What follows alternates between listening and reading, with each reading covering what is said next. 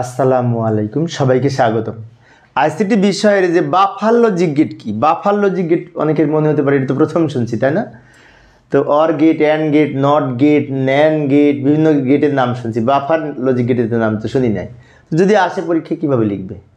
তো buffer logic gate হচ্ছে যে লজিক গেটের ইনপুট আউটপুট সেম থাকে, যা ইনপুট দিব আউটপুট তাই হবে। এইভাবে সংজ্ঞাটা লিখতে পারি।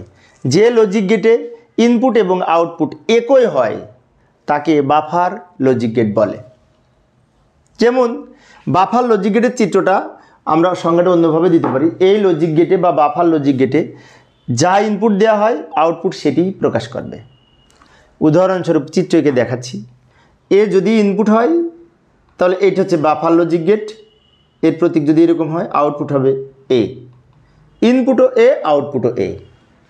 এখন অনেক শিক্ষার্থীর মনে হতে পারে এই ধরনের তো নট গেটের প্রতীক ছিল, তাই না? নট গেটের প্রতীক কিন্তু এখানে নট, এখানে এটা গোল প্রতীক থাকে বৃত্তের মতো, যেটি দ্বারা নট প্রকাশ করে, তাই না?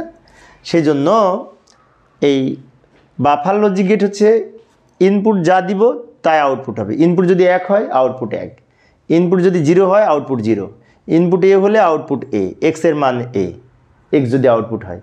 ইনপুট যদি বি হয় আউটপুট হবে এক্স সমান বি, যা ইনপুট তাহাই আউটপুট হবে, তাকেই এই বাফার লজিক গেট বলে।